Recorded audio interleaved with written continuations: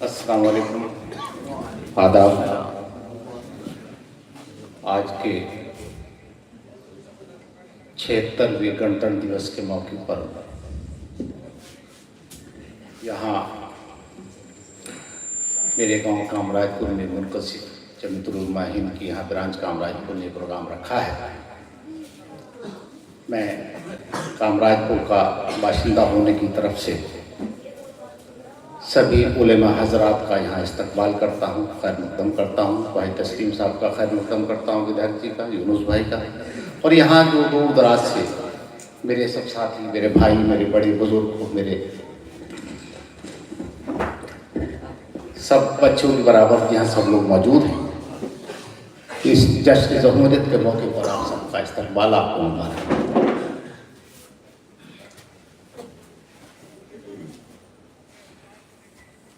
आज 26 जनवरी के दिन, आज ही के दिन हिंदुस्तान में दस्तूर आइन नाफिज हुआ था, संविधान लागू हुआ था। और आज 26 जनवरी के दिन को हम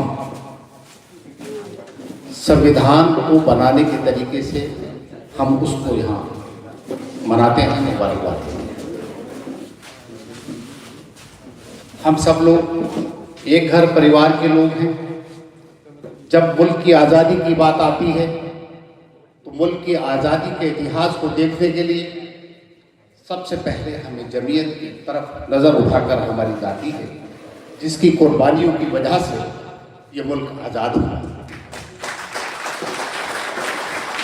मैं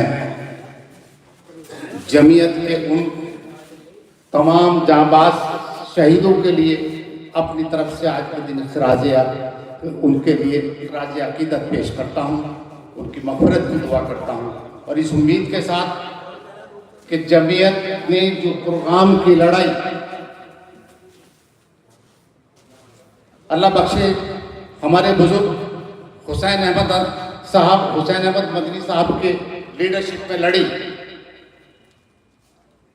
वो लड़ाई, मुल्क तो आज़ाद हुआ, लेकिन इस मुल्क के आज़ाद होने के साथ जो दस्तूर यहाँ कायम हुआ, जो संविधान यहाँ लागू हुआ, उस संविधान पर आज खतरा मंडरा रहा है।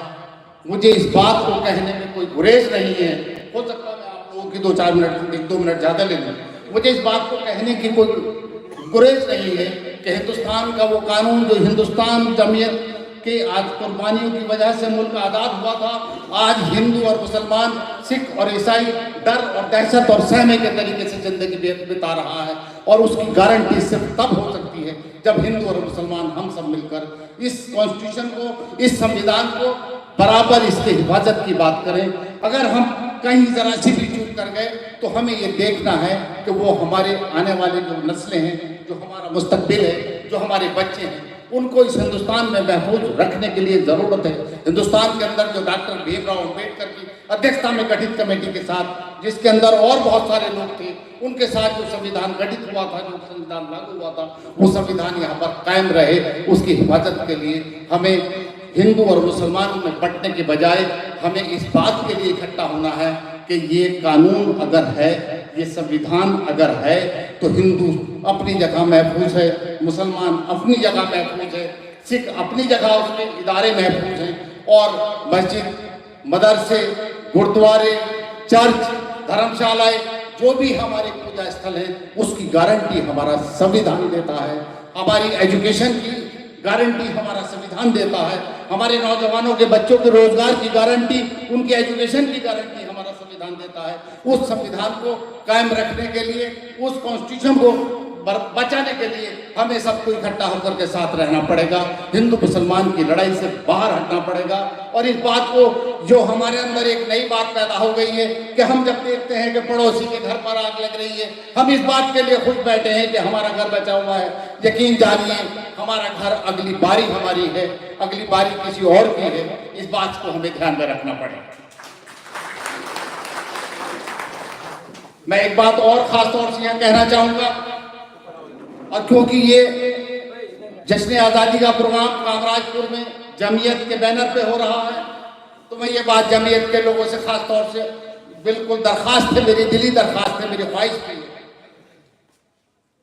आज की तौर पर बहुत सारे बात होती रहती है, जरूरत इस बात की है कि एजुकेशन का मुकम्मल इंतजाम किया जाए।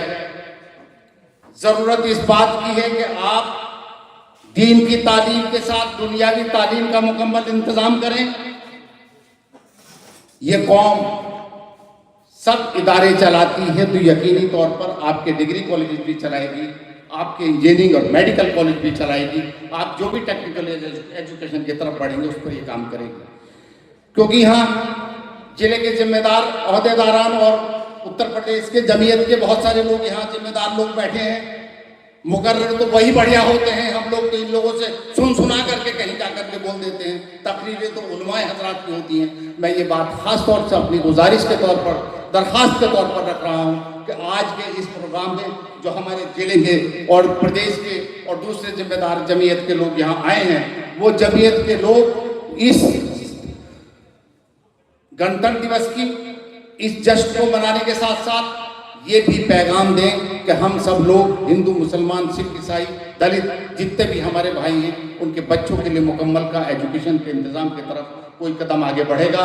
यकीनी तौर पर हम लोग यहाँ जितने यहाँ बैठे हैं, न जाने कितने लोग अब उम्र के उस पड़ाव पर हैं जहाँ से हम लोगों के रास्ते अल्लाह की तरफ जाते हैं। लेकिन ये नौजवान तबका, यही नई जनरेशन है, हमारी ये जिम्मेदारी है कि जब तक सांस है, जब तक अल्लाह ने हमें चला रखा है, हम अपनी तरीके से उस जिम्मेदारी को पूरा निभाएं।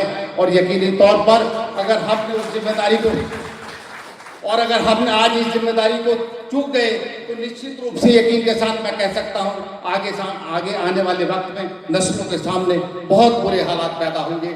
लोग लड़ा करके अपनी सियासत करना चाहते हैं, हमें सियासत से बचना है, हमें एक साथ मिलकर के रहना है, हमें हिंदुस्तान के कॉन्स्टिट्यूशन की, संविधान की हिफाजत करनी है, हमें मंदिर, मस्जिद, गुरुद्वारा, धर्मशाला, हमें सबकी हिफाजत करनी है। हमारी जिम्मेदारी ये बनती है कि कोई भी आदमी अपने मजहबी मामलात को पूरे प्यार मोहब्बत के साथ अपने अकीदे के मुताबिक करे, अपने अकीदे के मुताबिक उस पर चले। इस बात की गारंटी करने का काम मेरे ख्याल से अगर जमीयत के लोग इस काम को शुरू करेंगे तो मैं आपको यकीन दिलाता हूँ कि इंशाअल्लाह अब जो वक्त आएगा वो बहुत बेहतर होगा। और यकीनी तौर पर आने वाला वक्त हिंदुस्तान की नई जनरेशन, नए हमारे बच्चे जो आज हमारे कल का मुस्तकबिल हैं, जो कल का हिंदुस्तान है, जो कल का बिजलौर है, जो कल का कामराजपुर है, वो आगे बढ़ेंगे। मैं इसी बात के साथ अपनी बात को ख़त्म करते हुए एक बार फिर आपको गणतंत्र दिवस की मुबारकबाद देता हूँ। खुदा हाफ़िज़।